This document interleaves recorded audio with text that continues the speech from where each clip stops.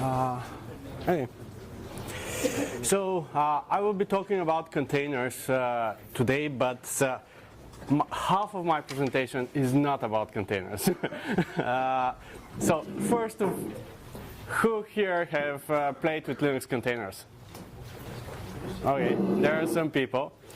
I hope that by the end of the presentation, some of you would decide to join the container camp writing Perl code. So who am I? I'm the chief system architect of SiteGround. I'm also CEO and CTO of 2 companies, organizing a few conferences. Some of you may know me from IAPS Europe 2014 in Bulgaria. Also teaching some stuff, and I'm maintainer of Linux and Share, Linux ZNS, and very soon, next week, Linux C group. In 2015, there were 2 talks about containers in Perl. Unfortunately, I didn't find everything that is available for Perl in those talks, which is not very good, since Linux and Share is, I think, 5-6 years old module. Linux ZNS is around 2013. And these were not included. So the other thing is why you need containers. I need containers because I offer containers through my Cube brand. But in order to start containers there, I use LXC or LXD that are tools outside Perl. And all of my management is written in Perl. And I was like, okay, what is the container and what I need to do to make it run entirely in Perl, because I really don't need to do a system something. That's something that I really don't like. And currently the only way you can create container, usually the people would think, is LXC, LXD, RunC, or Docker. So these are your options, and all of them require system something. Also, there is another thing for containers. I'm an infrastructure guy, but if you want to run your application sandboxed, like you have an API, it receives some code, some data that cannot be really sanitized. You're not sure that it can be sanitized, so you want to create a sandbox. So my first part of the presentation would be how you would approach this problem, and I'll finish with the containers that are the maximum security that you can get inside your application. I have some example code, so I hope you understand it a little bit easier. Isolation and sandboxing. I tried to be the most complete guide for securing applications in Linux. I found like 50 different presentations on the internet that don't mention some of this stuff. When you're using chroot is well known. When you're using it, try to chroot in a directory that is not an overlay file system, because most of the security issues with chroot were caused by faulty file system. I mean, the code had a bug in the file system, or usually a problem with the configuration of the overlay file system. And overlays are used in Docker, RunC, and most of these applications. Also, try not to share the whole file system with your application. Bind mount what you need inside the chroot and nothing else. You don't need more than what your application actually requires. Dropping privileges, you see it's not actually trivial in Perl. Actually, you can shoot yourself in the leg a few times, like 5 times at least, before you do it properly. Most of the developers simply don't remember that Linux has capabilities, and they don't use this feature of the Linux. Also, you need to set limits. Most of you are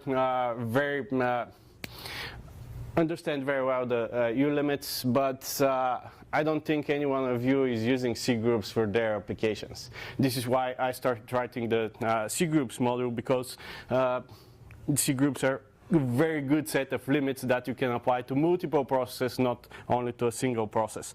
And then you can add Linux namespaces where you can simply separate this application totally from the other applications on your machines, which is actually containerizing this. And the last thing that you can do with your application is using seccomp. Seccomp is a filter for syscalls that your application can do. So let's look at these things. Chroot we have out of the box in Perl. That's nice. The one thing that you have to remember is that after chrooting, you have to do chdir, because if you don't, you're still outside of the chroot directory and you have access to files outside the chroot. Then setting ulimits. It's easy. You have this in the POSIX module. I'm not going to go to talk more about those. Dropping privileges, now this is the funny part. We have this internal variables that we use to change the user ID and change the group ID. And unfortunately, some people mistake the effective user ID with the running user ID because they're so close on the keyboard. So the problem is that your started user ID doesn't change the permissions that the kernel checks. So if you don't change the effective user ID, you haven't dropped any privileges. Unfortunately, okay, I'll continue on the next slide with that. The other thing is the same problem with the groups. And most of the processes, if you start a program on Linux, you don't have a single group. You have like 5 at least groups that your user account is a part of. So when you change your group ID, you're changing your main group ID, but the other 5 are left with you. So your application still has group access to files that are from those other groups. Usually in C, what you would do is use the init groups function, and it will clear your groups. Unfortunately, we don't have this in Perl. So I found out that, and this is not in the documentation, I don't know why, but I found out that if you use the running group and give it 2 times the same group that you want to change, it will actually call set groups with a single group, and you would actually get the same functionality as init groups, which is quite nice. For capabilities, you can use Linux PRCTL.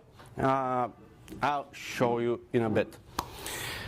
Then creating a new namespace, you can use either Linux and Share. If you want to do the fork inside your application, then you would use Linux and Share. If you want to create new namespace, but inside a new process that is not related to yours, you can use Linux clone and create new process, clone new process. If you want only to enter in a namespace, like you already have like 10 containers inside your on your machine, what you want to do is enter one of those containers, like only its network namespace or IPC namespace, and execute some command like connecting to the socket of MySQL inside of that.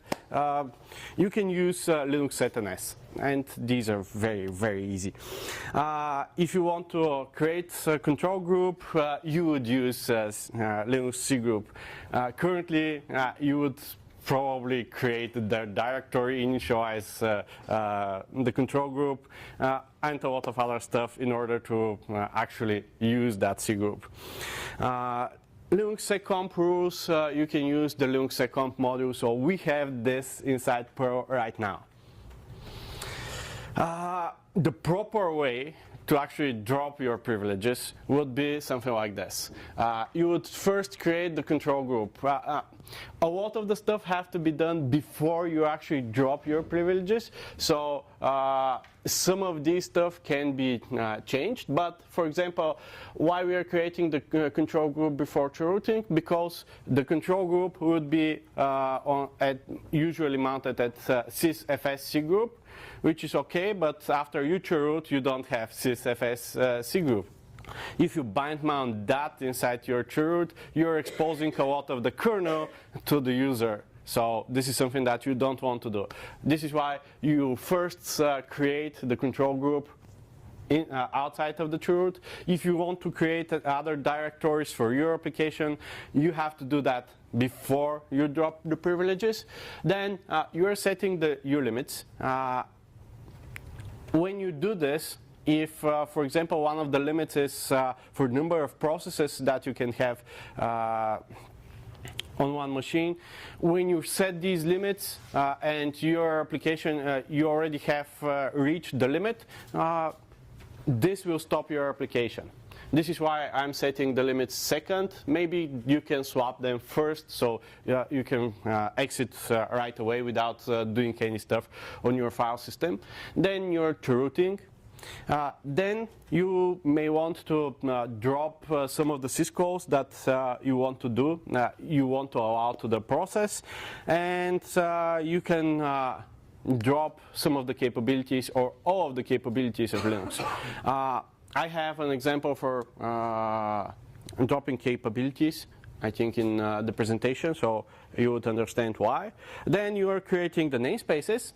After that, you're in completely different Linux namespace. This means that if you have created with Linux and Share all of the new namespaces, you don't have IPC connectivity to the host machine, you don't have networking to the host machine, you don't have file systems from the host machine, your process ID is different from the one you see on the host machine, your user ID may be 0 even though you're not root, and you can do a lot of other stuff there. So when you do this, you're completely different system now. Your application sees completely different system. And then you should drop your groups. So what was it? Parentheses, open bracket, and then drop the username. Last, you drop the user ID because if you drop the user ID anywhere before that, you lose root privileges, so you cannot do anything of the above things. So the problem with setting the user ID, usually what you would do is set the running user ID, the effective user ID group, and then a user ID. And what I have done here is issue the system command simply to see what's happening, what user ID I am now. What I would see on my laptop is I would have first result before. Why I don't have? Oh, okay. My first system and my second system here.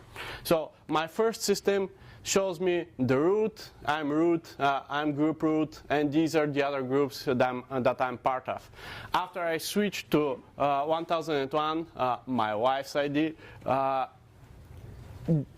changed the user ID, but now I have even more groups because I added Tony's group.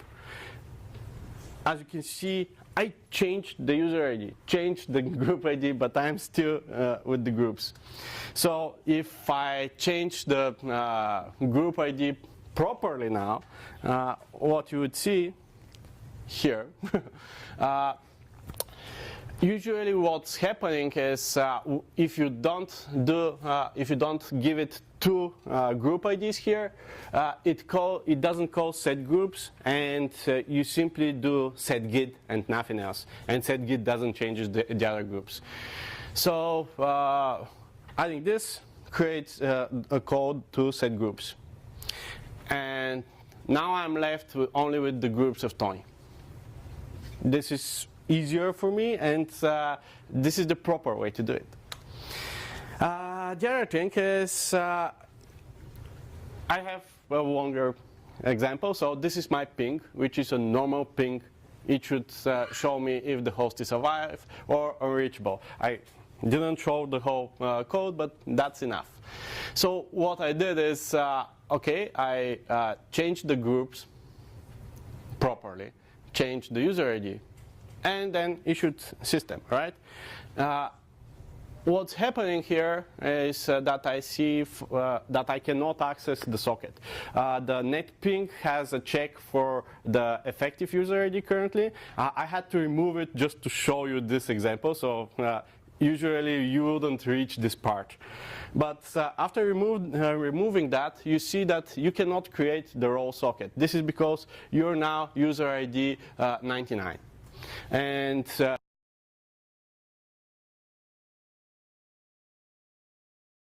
this is normal user, and it doesn't have the capability capnet role. When you have this capability, you can actually create this socket without having root access.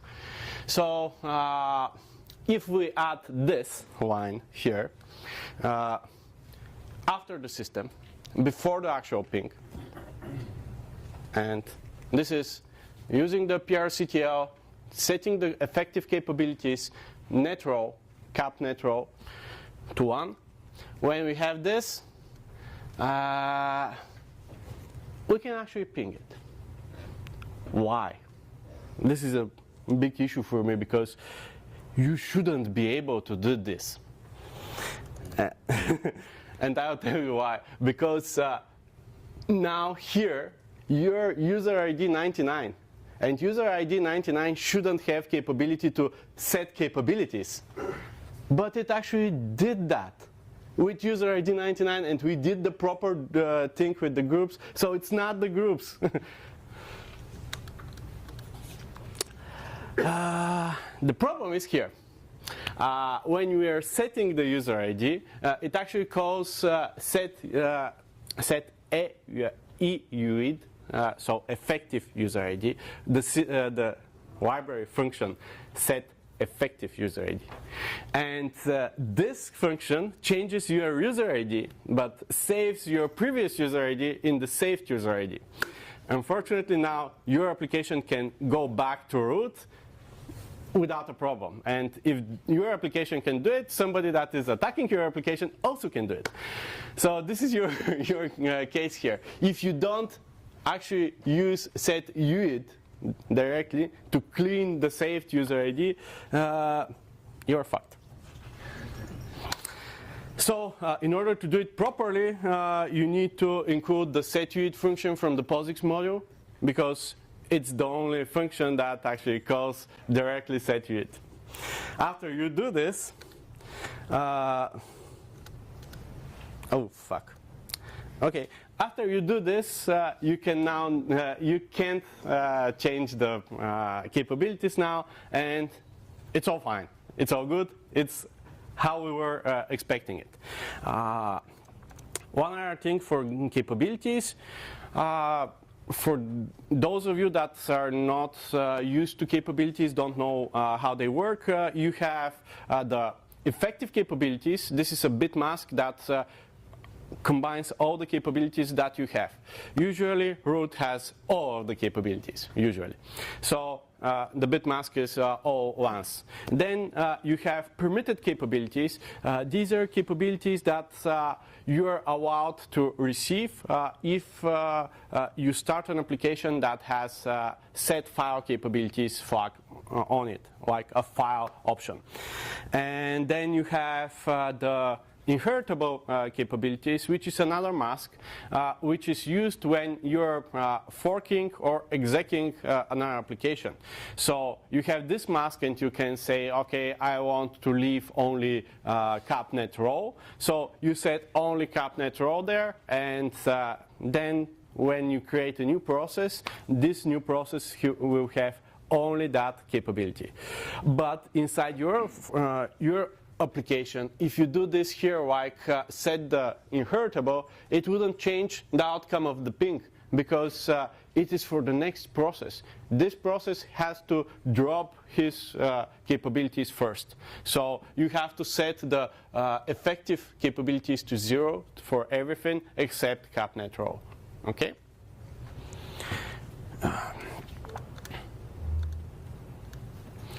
Okay, so I'm skipping the example for U limits, and it should say secomp here. Sorry. Okay.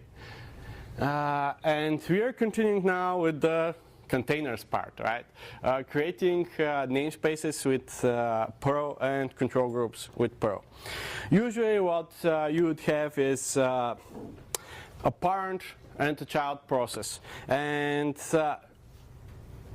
when you create a namespace, this becomes a little bit of a problem, because, for example, if you create a new mount namespace in the child process, now the child cannot see any file that the parent can see.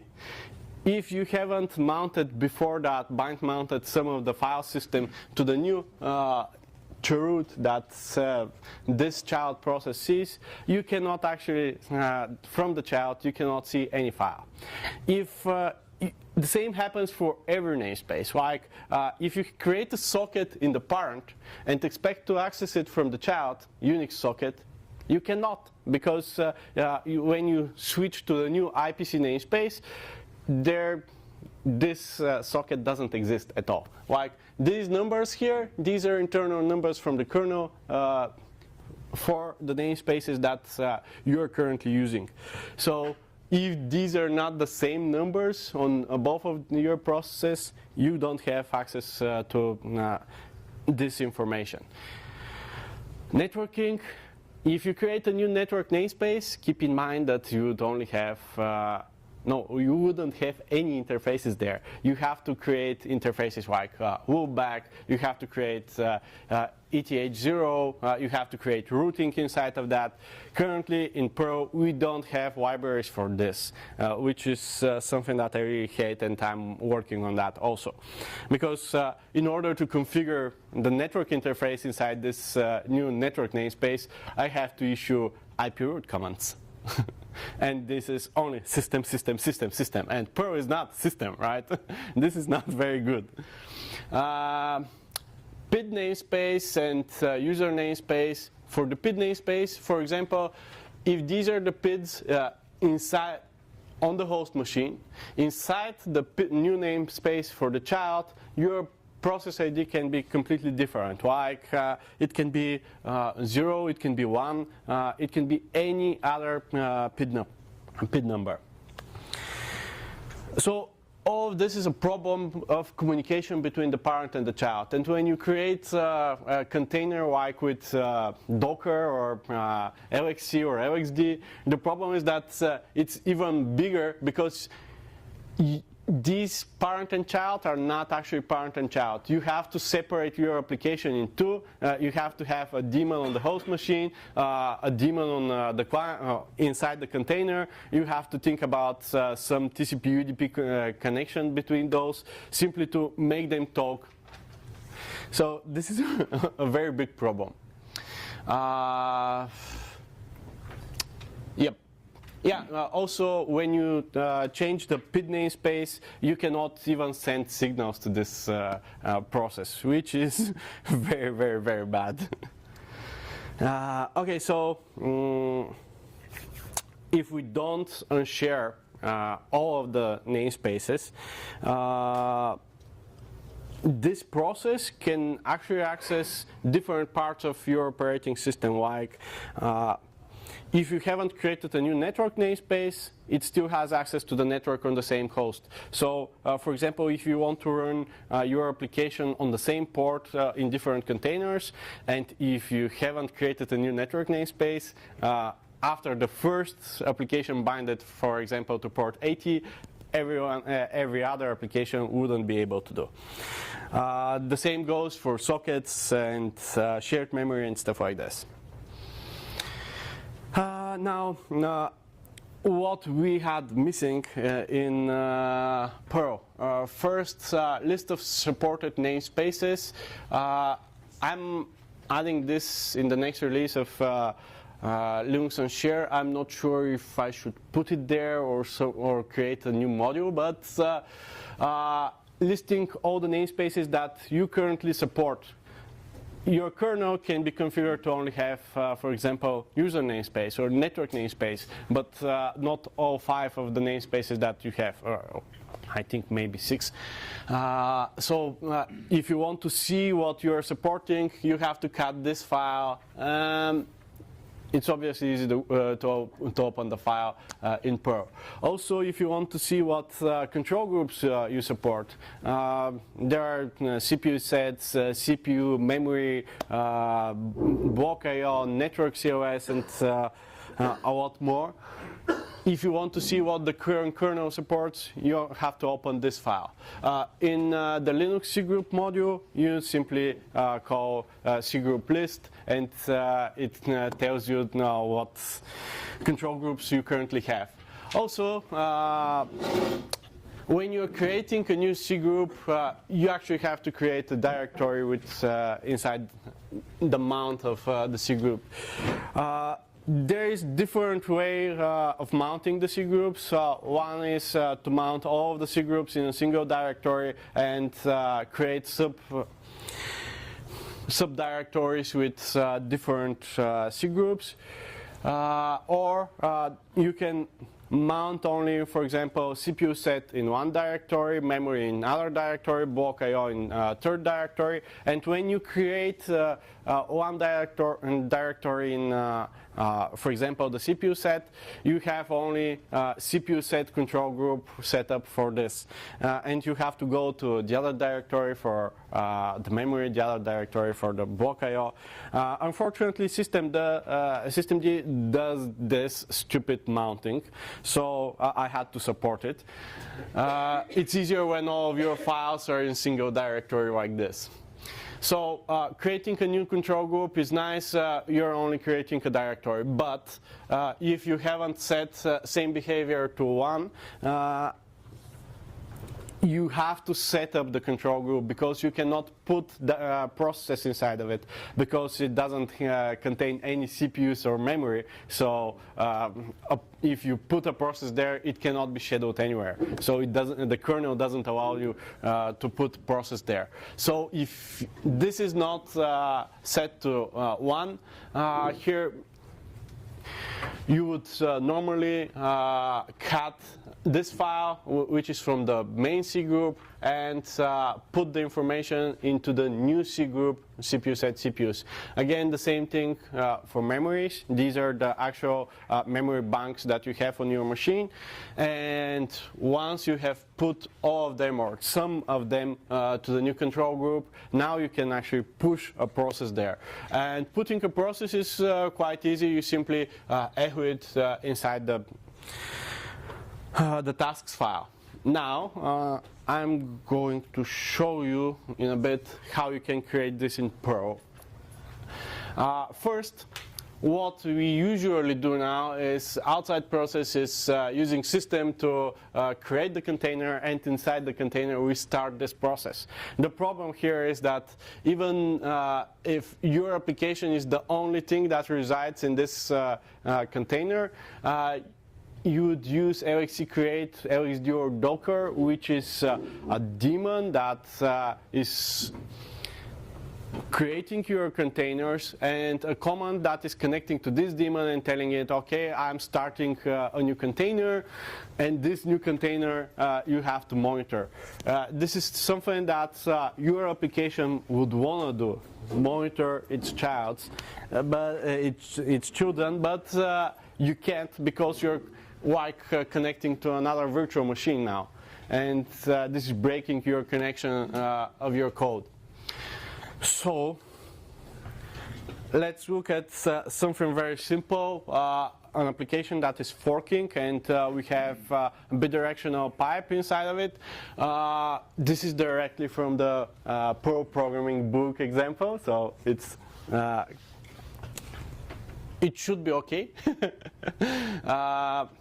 Then in the child here, what we have done is the first one, after the else, the first line is from the book, and then we initialize a new control group, which is actually doing the make dir inside C group, sys fs C group, and creating the demo1 directory. It automatically checks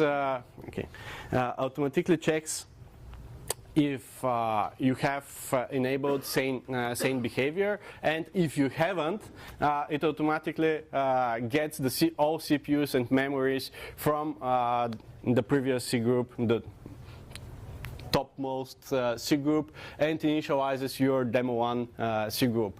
Then you simply print the process ID, your process ID in the tasks file. I'm using the move PID function because obviously you would be able this way to move a process from one C group to another C group, and you don't need to have another function only to issue your own PID to another file. Then I want to unshare all of my namespaces, so I have created a very simple constant clone container, and this is actually binary ORing all of the flags, clone new NS, clone new net, clone new IPC, and so on. So in order to compact space, now we have created a new container with a new control group. Okay, we didn't root, we didn't set to it here, but this is completely different container now. And these two containers, so the parent and the child, can still talk via the pipe, which is quite nice. Because now you can build your application, put your code that you want sandboxed here, prepare everything in the parent, and have all the data structures of your application without actually using storable, JSON, BSON, and so on to transfer your data over the network, because this container that is running your insecure code is outside of your box. And that's it. If you have questions.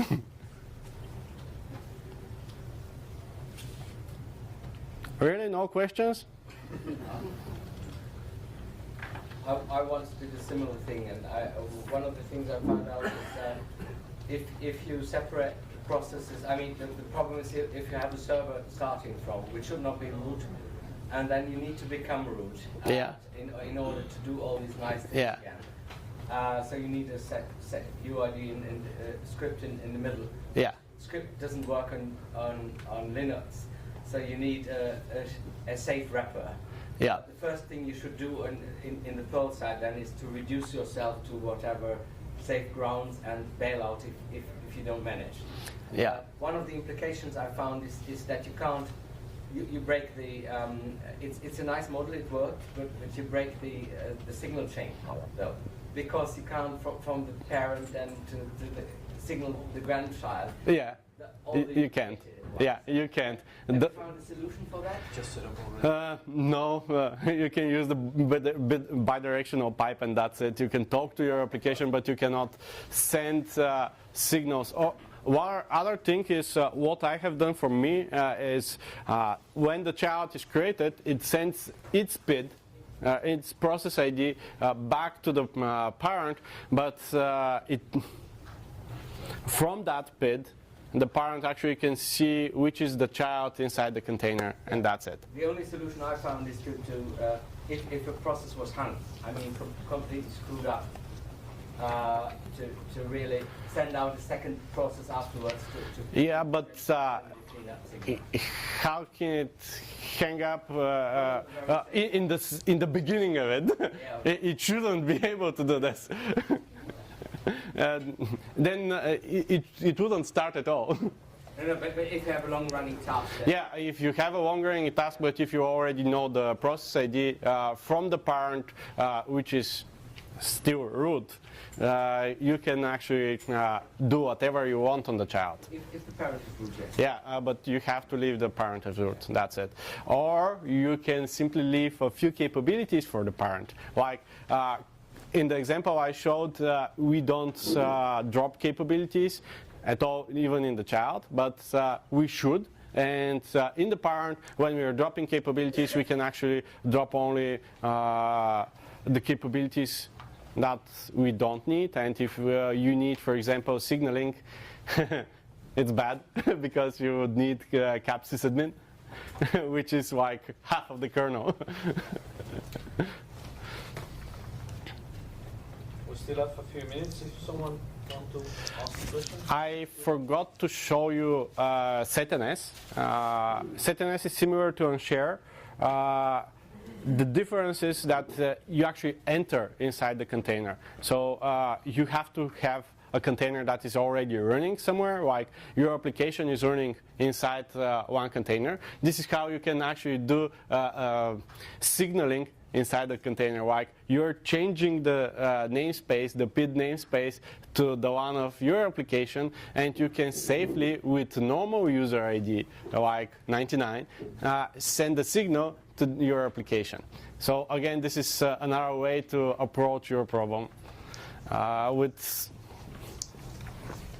It's a lot easier with setNS because you don't need to remember the process ID in the parent, and you are actually in the same namespace, so it's not a problem.